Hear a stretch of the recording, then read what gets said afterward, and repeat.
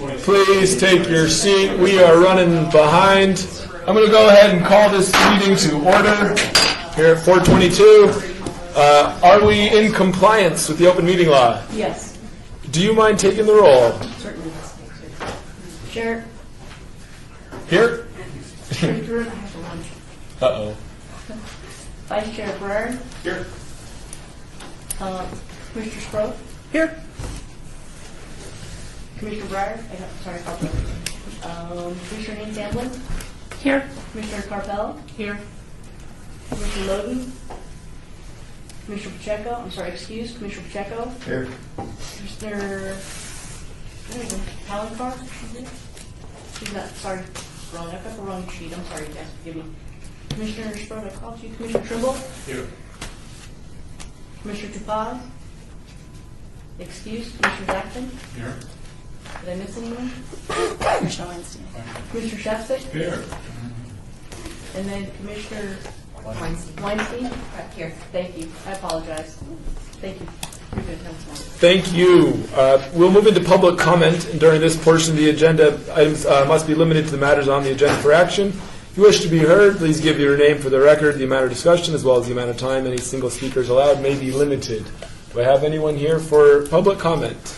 Seeing none, we'll move into item number 4 for possible action to approve the final minutes by reference to the regular meeting, the Arts Commission meeting of November 15th, 2018.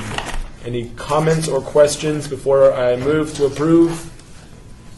Very well. Motion is on the table to approve the final minutes of November 15th. All in favor? Aye. Any opposed? Motion carries. Item number 5, a report regarding monthly summary of current initiatives, cultural events, and opportunities. Some assembly required, featuring the artwork of Students of Clay Arts Vegas, will be on display through February 15th, 2019. This fun exhibition of ceramic works based on childhood games and toys. The exhibit is free and open to the public, located at City Hall Grand Gallery on the first floor. Next, public employee art exhibition featuring the artwork of public employees who practice art in a variety of disciplines will be on display through January 10th, 2019. The exhibit is free and open to the public, located at City Hall Chamber Gallery on the second floor. Next, we've got the open artist opportunity. City of Las Vegas requests the qualifications of artists interested in taking part on the AMP Utility Box Painting Program. The deadline to apply is Monday, January 7th, 2019 at 11 a.m. For more information about these events, visit at artlasvegas.org or call 702-229-ARTS. Do any commissioners have additional events or happenings they'd like to mention? Seeing none, we will move on to item number 6, a report by the Office of Cultural Affairs staff regarding monthly summary of events and current initiatives. Thank you, Chair Kern. This is Rebecca Holden with the Office of Cultural Affairs. You were all issued a digital copy of our staff report for the month. In addition, I'd like to highlight a couple of additional items. So the first thing we have is the Indianapolis parking garage entrance and exit ramps. That portion has been completed. It was painted by Aniko Roman. I really recommend checking it out. If you stay less than an hour, it's free. So you can drive in and out of the garage and see the whole thing, some small examples. And now that this portion is complete, we're able to move on to the segment of the garage the Arts Commission will be funding. So we're still determining the exact locations, but this is an example of what the space may look like. So we met with the parking facility staff on December 12th to identify some possible locations within that garage. Our next item is on the subject of conservation and maintenance. We did have some graffiti that got all over Snowball, but it was quickly resolved and restored at the end of November. An additional item under conservation and maintenance is some garbage cans that were commissioned as part of the Bunker Park beautification project. So those were commissioned in 1998, and we conducted a condition report to assess the status. They're all in varying conditions, but that's one of our initiatives in the next coming months is to figure out the best options for caring for these items. Seeing this, are there any other questions or comments relating to these items or other items presented in the staff report? Very good. Thank you so much for that report. And, yes, we'll move on to item number 6, a report by Office of Cultural Affairs staff regarding monthly summary of current initiatives. Or, I'm sorry, that's what we just did. Pardon me. We're on item 7, a report by me. Summarizing the meeting we had just before this. Sorry to those of you who joined and couldn't sit at our table for open meeting laws, I'm assuming. Most of you probably heard that we have a number of art pieces around the city that are not part of the Arts Commission official collection. A lot of these pieces are in need of maintenance and repairs. So the question is on the table is, should we potentially accession them, take them into our collection, and take on the responsibilities of maintenance going forward? We had discussed, given our limited budgetary constraints, it probably made sense to table this item for an additional 3 months, allowing staff time to pursue some other funding mechanisms. These pieces of art, I think we all agreed, needed the maintenance and attention, but we just worry that if we take on more and more maintenance obligations, it's going to limit our ability to properly maintain what's in our collection, let alone those things that are not in our collection. So hopefully we might be able to find some additional budgetary considerations, and we'll meet again in 3 months to discuss the item further. Any questions on that? All right. Well, then we'll move into item number 8, a discussion for possible action regarding the acceptance of existing artworks work throughout the city which are not formally recognized as part of the city's public art collection. This is the U.S. Georgia City Attorney's Office. If you'd like, just to make a notation on under this particular item, that the subcommittee decided to obey it March 12th, 2019, and then just make a motion to obey based on those grounds to the same date. Oh, so that was just the subcommittee, and now the whole commission needs to vote on that? This is just to be able to obey that out, the notation. If you would like to entertain the particular item to come on the heels of the subcommittee, just make a motion to obey that same item to March 21st, 2019. Okay, that is my motion to obey that same item to March 21st, 2019. All in favor? Aye. Any opposed? Rocking and rolling. So, Rebecca, we turn to you for item number 8. I think I already introduced it. You mean item 9? Oh, item 9, that's you. Discussion. I'm all turned around today. I'm sorry, guys. I'm not holiday spirit. So into item number 9, discussion regarding the updated Arts Commission bylaws. That's you, Elias. Sure. So, those of you may, or I believe you may have in your records, the original bylaws that were drafted for this Arts Commission, which dated 1987. The municipal code has gone through a series of amendments which effectively rendered the bylaws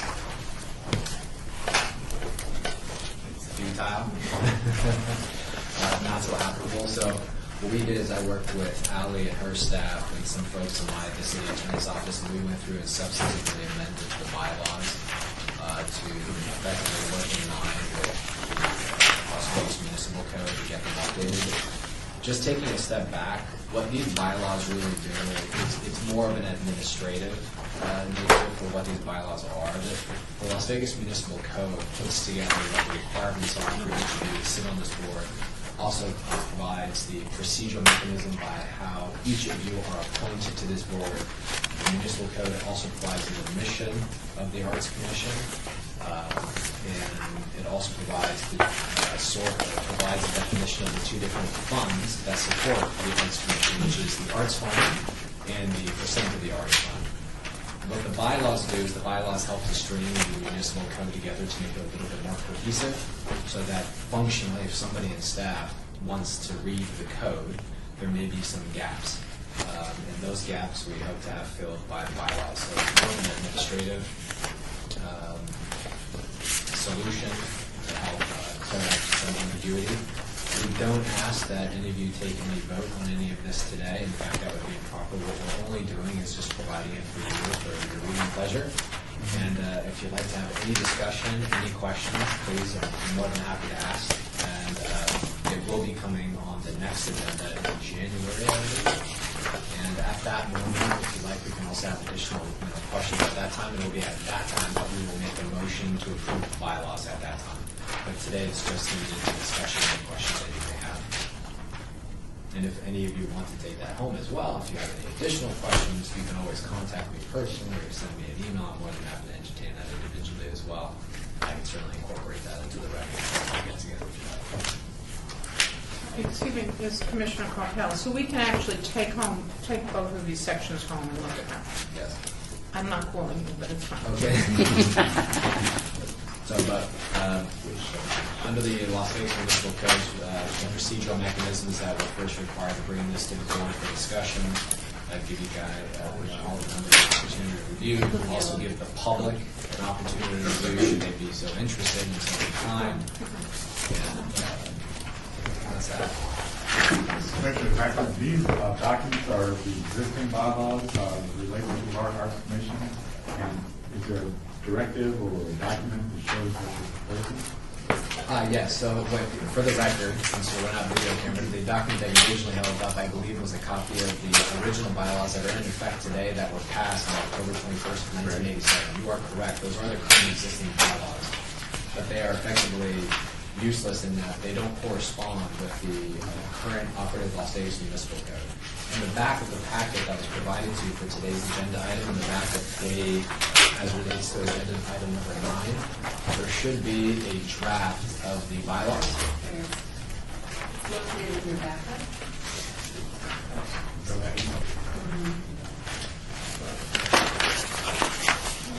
It's the purple backup. Oh, this is the new one.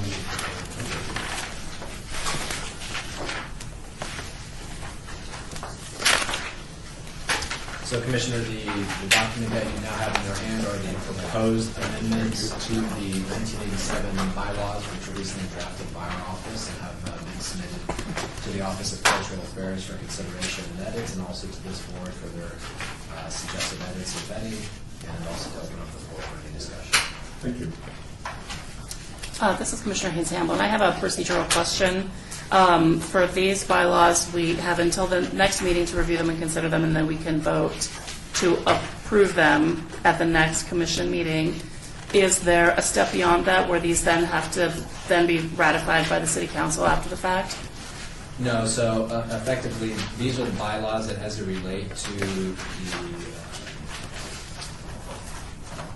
let's say group, Arts Commission. Sorry, Right, it's been a it's while. okay. So the Arts Commission effectively will make the recommendations, but if you actually look on to the last page, 5, where it says adoption of bylaws and amendments, rather than answer your question about point sheet, if you look at Article 10. Article 10, paragraph 2, amendments. Each proposed amendment to these bylaws shall require 2/3 vote of the entire membership of the commission, and any such amendments must be ratified by the city council. Okay. So it's a little bit unique in that it's not just a mere majority, we need 2/3 vote, and it also then needs to, so after we've adopted them here, they ultimately need to be ratified by the city council. This Commissioner Kern, I think it's a good rule of thumb that any bylaws that are still in typewriter should be reconsidered. So I appreciate you taking the time to reconcile and bring us into 2019. Yeah, I guess. Commissioner Haynes Hamlin, I also really want to acknowledge that Elias put a substantial amount of time into these bylaws and clearing them up and redrafting them so that they're appropriate for our modern age. So I just want to acknowledge all the work that he put into this. Thank you. Sorry, I did not mean to interrupt you. Not at all. Thank you. He deserves all the recognition. Anyone else? Any comments on item number 9? This is my Christmas present. Do you work Christmas? I was going to call you about. I was going to get into some questions about the chairperson role here. This is Commissioner Brer as a member of the very first Arts Commission. We worked on this, and so it does hold a little bit of nostalgia to my heart. But when I see the new type styling and the new formatting, I'm I'm touched, and I can't wait till we adopt a new, more beautiful presentation. Wonderful. Well, moving on to item number 10, discussion regarding topics for future agenda items by the Commission. Comments made during this portion of the agenda by individual members shall refer solely to proposals for future agenda items, and any discussion shall be limited to whether or not such proposed items are within the purview of the Commission and/or whether such proposed items shall be placed on a future agenda. No discussion regarding the substance of any such proposed topic shall occur, and no action shall be taken. I do have a question whether an item might be appropriate for a future discussion, as the Arts Commission has recently commissioned these beautiful bike racks around downtown, which I'm very proud of when I see. I have also found myself scratching my head and wondering what these, for the lack of a better word, atrocious-looking steel cages are that are all over our sidewalks downtown now, which I've learned are bike parking lockers. I guess I'm just curious how those got to be. I mean, to me, again, I'm probably getting into the nitty-gritty too much, but to me, they just clutter our sidewalk, and I think the bike racks that we did look good and encourage shared usage of the sidewalk. And these giant steel cages that I have not seen used once in the last month. I'm just curious how that came to be and what the thinking was behind that. Does anybody? This is Lori here, Machado. It's actually part of the same project. Oh. So I believe it was partially federally funded. And we can provide you with more information, but it was the bike cages or lockers, the standard staple glue bike racks, and then the artistic bike racks. And those went in different locations throughout the valley. If you'd like, Public Works, the project manager was Dennis Moyer. I will follow up with Dennis. You're familiar with that. I'm familiar with Dennis. Yeah, I mean, it's like great to have a 15-foot sidewalk, and then you take 5 feet of it away for a steel cage. It just doesn't do it for me. It's me. Anyone else? John Pacheco, yeah, about the lockers. Well, wouldn't that be for somebody special? Like if they had a really expensive bike, then that would be not fair to everybody else. I think they should be taken down. And this is EBS George to the Attorney's Office. Because we're on item number 10, I would prefer that we just keep it to discussion as to whether you want it to be in the agenda or not. No substance as relates to the agenda. I've learned enough. I'll follow up with Dennis. Appreciate that. Anyone else? Any items for our January meeting? This is Commissioner Breer. I would like to see if there is a way that the Arts Commission, either through letter or some mechanism, to recognize certain artists for certain achievements or contributions to the community. If there's a mechanism that we can do that, whether it's request the city council to recognize them, or somehow some sort of a method that we can initiate recognition of artists that we feel are important to our overall contribution to the community. We just had some Art Basel. More people go to Art Basel that we should recognize.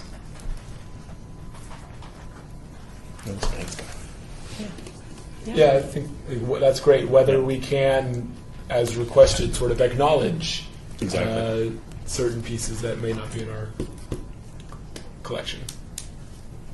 Very good. Well, as always, please email staff if anything else comes to mind between now and our next January meeting. So with that, we'll move on to citizens' participation.